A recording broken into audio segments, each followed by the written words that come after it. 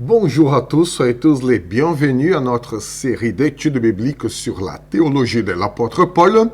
Et dans cette étude biblique, dans cette vidéo, nous allons continuer à étudier Adam. Adam selon Paul. Et aujourd'hui, nous allons voir, toujours dans le thème de la loi et du péché, Adam selon le texte de Romains, chapitre 1er, du verset 18 au verset 32. Et déjà, en Romains, nous avons déjà vu ça, Paul fait des références systématiques au texte de la Genèse chapitre 1 au chapitre 3 pour expliquer la condition générale de l'humanité.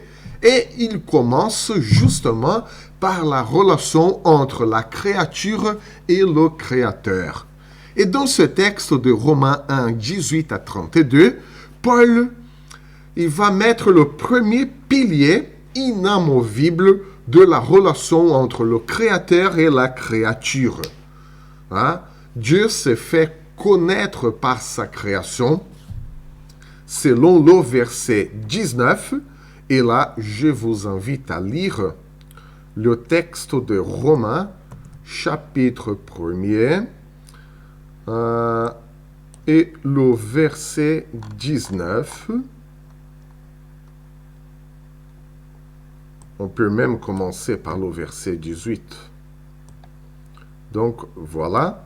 La colère de Dieu se révèle du ciel contre toute impiété et toute injustice des hommes qui, par leur injustice, tiennent la vérité prisonnière, car ce qu'on peut connaître de Dieu est évident pour eux, puisque Dieu les leur a fait connaître. Donc, voilà la connaissance que Dieu a permis que l'homme ait de lui. Dieu se fait connaître à sa création.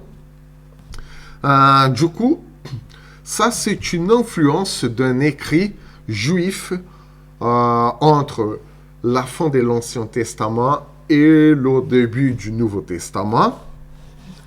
Je vais vous mettre ce texte. Donc, c'est bien le texte du livre de la sagesse.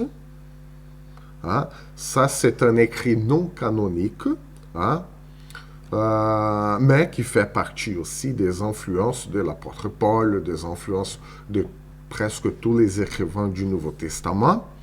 Et donc, si nous lisons ce verset, déjà le verset 1er du chapitre 13 du livre de la sagesse, il est dit que de nature, ils sont inconstants. Tous ces gens qui restent dans l'ignorance de Dieu. Il s'agit bien de l'ignorance de Dieu. À partir de ce qu'ils voient de bon, ils n'ont pas été capables de connaître celui qui est. En examinant ses œuvres, ils n'ont pas reconnu l'artisan. Voilà donc, déjà ce premier verset, il fait écho. Il a eu une influence sur l'apôtre Paul pour écrire ce texte de Romains chapitre 1er, versets 18 et 19. Donc, Dieu aura pu être reconnu par sa création en raison de ses œuvres. Toute l'humanité, peu importe s'ils sont juifs, les non-juifs, toute l'humanité aura dû reconnaître Dieu par ses œuvres. Mais les êtres humains ne l'ont pas reconnu et l'humanité n'a pas remercié Dieu de ses œuvres. Donc, et c'est ce que Paul dit au verset 21. Donc, voilà le verset 21. Puisque tout en connaissant Dieu, ils ne lui ont pas donné la gloire qu'il méritait en tant que Dieu et ne lui ont pas montré de reconnaissance. Au contraire, ils se sont égarés dans leur raisonnement et leur cœur sans intelligence a été plongé dans les ténèbres. Donc, voilà euh, le résultat d'une rébellion de l'humanité contre Dieu. L'humanité n'a pas reconnu les œuvres de Dieu et pourtant les œuvres sont là, bien visibles. L'humanité aura dû reconnaître. Donc voilà l'accusation que Paul porte à l'humanité, basée sur le livre de la sagesse, chapitre 13, déjà le verset 1er. Donc Paul montre que l'attitude d'une créature vis-à-vis du Créateur est l'adoration, est la gratitude, est la reconnaissance. Donc, l'humanité ne l'a pas fait parce que reconnaître la gloire de Dieu, reconnaître la présence de Dieu dans la création, reconnaître la puissance de Dieu dans le monde implique forcément dans la reconnaissance de la faiblesse et de la finitude de l'homme. L'être humain ne veut pas reconnaître sa finitude, l'être humain ne veut pas reconnaître ses faiblesses, et donc l'être humain ne reconnaît pas un être supérieur, un être souverain, un être supérieur et créateur à lui-même. Donc l'homme est inexcusable parce qu'il aurait pu reconnaître Dieu. Il avait tous les moyens pour le faire. Paul cite même l'intelligence que Dieu a donnée à l'homme, la capacité qui lui a été donnée pour reconnaître un être créateur, supérieur, infini, et pourtant l'homme ne l'a pas fait. Mais il a choisi, l'humanité a choisi de mettre une sorte de bâche sur Dieu pour cacher Dieu de l'existence.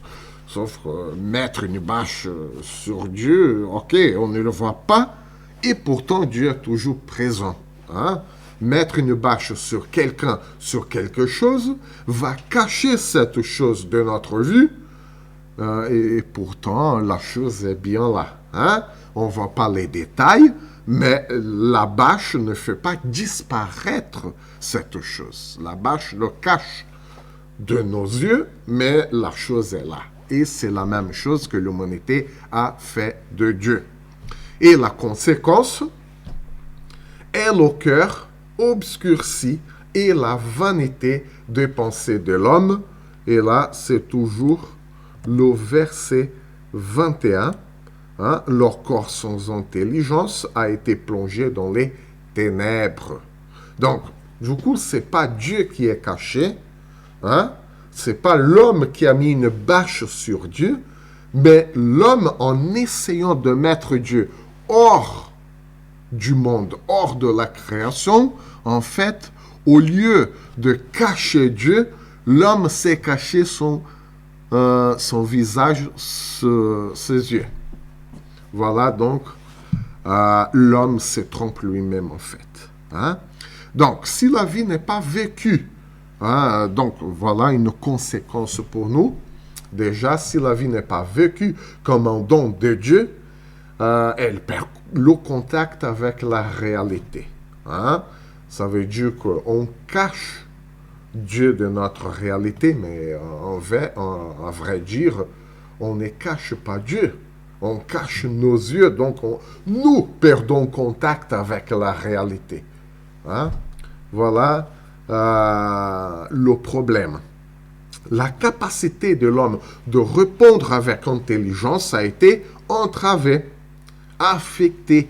Sans la reconnaissance de Dieu, tout le centre de décision, toute l'intelligence de l'homme opère dans le noir et il s'occupe de choses qui sont essentiellement de bagatelles, de choses sans importance, de cacahuètes, au lieu de s'occuper des choses vraiment importantes à partir de sa relation avec Dieu le Créateur. Hein? Donc, en Genèse 2, 17, nous voyons qu'Adam a refusé d'obéir à le seul ordre de Dieu. Hein? Donc, je pense que nous pouvons lire le texte de Genèse. On va mettre le texte de la Genèse, chapitre 2, le verset 17.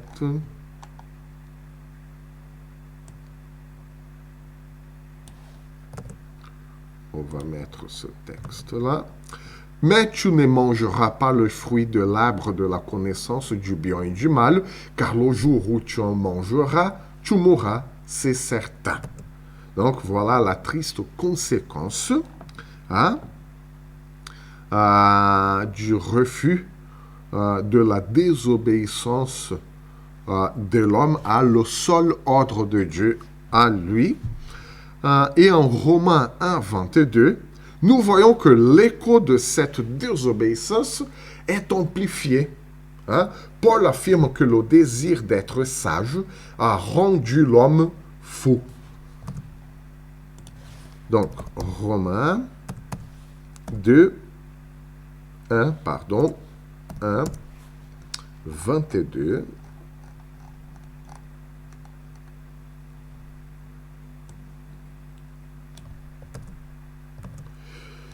Ils s'éventent d'être sages, mais ils sont devenus fous. Voilà la conséquence amplifiée. Hein? Convoiter la sagesse indépendamment de Dieu le Créateur est la même tentation de vouloir être comme Dieu. Hein? Être comme Dieu, avoir l'intelligence à part de la relation avec Dieu, c'est se prendre pour Dieu. Mais se prendre pour Dieu, c'est une folie. Vouloir être plus de ce que nous sommes est toujours dangereux et ça nous amène à notre propre destruction. C'est ce que Paul dit. Hein? Donc, être plus sage que le Créateur est essayer d'être le Créateur lui-même. Sauf que là, il y a un problème d'identité. Parce que l'homme, l'être humain, n'est pas le créateur. Hein? N'est pas le créateur. Et essayer de le devenir, c'est une folie. L'idée est que l'être humain a besoin de Dieu pour être sage. Et quand il veut avoir cette sagesse en soi-même, hors de la relation avec Dieu, il se rend fou, il se rend insensé. L'ironie est que dans toute cette histoire est que en voulant être comme Dieu, et l'homme, l'être humain, il perd une partie de ce qu'il était avant. Voilà l'ironie. On veut être une chose que nous ne sommes pas et on perd notre identité. En voulant être quelqu'un que l'homme ne l'est pas, que l'être humain ne l'est pas, il n'est plus ce qui était avant. D'où les conflits, d'où les guerres, des malentendus, de difficultés de rapport entre les êtres humains et entre les êtres humains avec Dieu le Créateur. Hein? L'être humain ne reconnaît pas Dieu et il ne se reconnaît plus. Il estime qu'il est comme Dieu, mais en fait, il n'est que la poussière de la terre qui a reçu le souffle de Dieu. Et voilà ce que l'homme, ce que l'être humain a une difficulté à reconnaître. Hein? Cette limite, cette finitude. Ensuite, Paul continue d'écrire les effets de cette folie de l'homme. Et là, nous pouvons lire les versets 23 et 25 de ce même chapitre. Donc, ils ont remplacé la gloire du Dieu incorruptible par des images qui représentent l'homme corruptible. L'homme adore lui-même.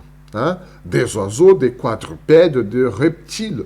C'est pourquoi Dieu les a livrés à l'impureté par les désirs de leur cœur, de sorte qu'ils déshonorent eux-mêmes leur propre corps, eux qui ont remplacé la vérité de Dieu par le mensonge et qui ont adoré et servi la créature au lieu du Créateur qui est béni éternellement. Amen. Voilà toutes les conséquences de l'adoration de l'homme à lui-même. Paul évoque son arrière-plan juif là, hein, lorsqu'il montre le problème de l'idolâtrie, le problème du désir humain et le problème de la sexualité païenne. Et là, tout est là-dedans, mélangé, confondu. Et là, il y a aussi une relation avec le texte de la Genèse chapitre 6, du verset 1 au verset 4, hein, parce que Paul se base sur le livre de la Genèse pour accuser l'humanité d'avoir abandonné le Créateur, d'avoir voulu cette relation hors de la relation avec Dieu. Donc, Genèse 6, du verset 1 au verset 4. Lorsque les hommes eurent commencé à se multiplier à la surface de la terre, que les filles leur furent nées, les fils de Dieu vinrent que les filles des hommes étaient belles, et ils en prirent pour femmes parmi toutes celles qu'ils choisirent. Alors l'Éternel dit, « Mon esprit ne contestera pas toujours avec l'homme, car l'homme n'est que chair. » Voilà que Dieu est obligé de dire à l'homme ce qu'il est. L'homme n'est que chair. Il vivra 120 ans. Il y avait des géants sur la terre à cette époque-là. Ce fut aussi le cas après que les filles de Dieu se furent unies aux filles des hommes et qu'elles leur eurent donné des enfants. C'étaient les célèbres héros de l'Antiquité. Donc, voilà un texte fort qui rappelle à l'homme ses limites. Donc, l'être humain cherche son Dieu. L'être humain cherche à être Dieu lui-même. Mais il sera toujours dépendant de quelqu'un ou de quelque chose. L'homme n'est pas suffisant en lui-même. Hein? Si l'homme n'est pas Dieu, et ça c'est certain, hein, Dieu le Créateur, il sera quelqu'un d'autre ou n'importe quelle autre chose. D'où les difficultés, les conflits, les crises d'identité et tout ça. Notre image et ressemblance viennent de la relation avec Dieu. Sinon, il n'y a que de remplaçants ou de copies. Encore une fois, une crise d'identité. La critique de la vanité humaine dans le verset 21 du chapitre 1er de Romains est basée en Jérémie chapitre 2 du verset 5 au verset 6. Nous pouvons lire hein, Jérémie chapitre 2 du verset 5 au verset 6.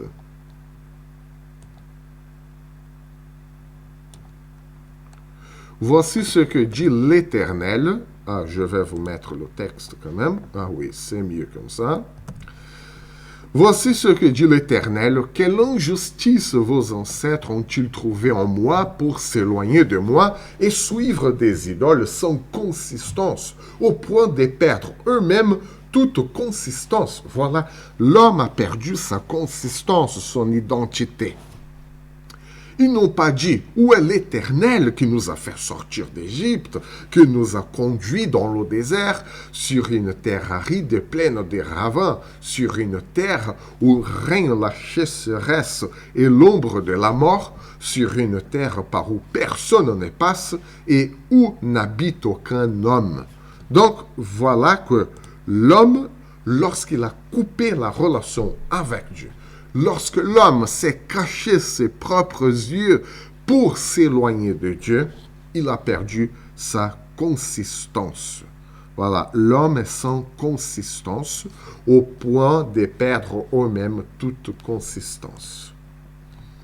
Donc, ils se sont éloignés. L'humanité s'est éloignée de Dieu. Les êtres humains ont couru après l'eau vide et ils sont devenus eux-mêmes vides, sans consistance.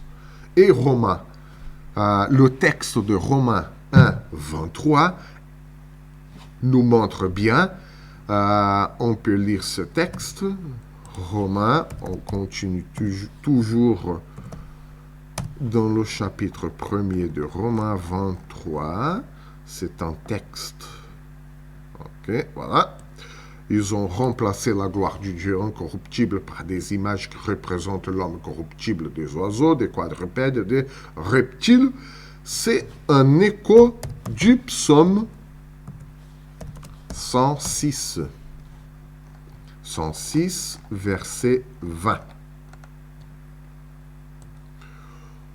Ils ont échangé leur gloire contre la représentation d'un bœuf qui mange de l'herbe. Ils ont oublié Dieu, leur sauveur, qui avait fait des grandes choses en Égypte, des miracles dans le pays de Cham et des prodiges à la mer de Roseau. Donc, voilà le résultat de l'homme qui n'a pas voulu adorer Dieu, qui a coupé la relation avec Dieu, et la folie humaine qui a remplacé la gloire de Dieu par sa propre gloire, sauf que la gloire de Dieu est éternelle et la gloire de l'homme est limitée. La présence de l'homme est limitée. Il ne vit que jusqu'à 120 ans, donc selon la Genèse. Hein? Évidemment, il ne faut pas lire ce texte littéralement, c'est juste confronter les 120 ans et quand même 120 ans aujourd'hui, ça fait beaucoup, hein?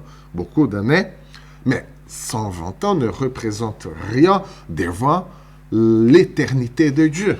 C'est ça. L'homme a voulu son indépendance et l'homme s'est rendu limité, faux. Voilà donc l'accusation de Paul à toute l'humanité, peu importe les juifs, les non-juifs, tous sont coupables d'avoir voulu couper la relation avec Dieu. Donc, on s'arrête là pour aujourd'hui. On continue d'étudier cette partie de la théologie de Paul, la loi et le péché, dans les prochaines vidéos, dans d'autres textes. Donc, à très bientôt, à la prochaine étude biblique, à la prochaine vidéo.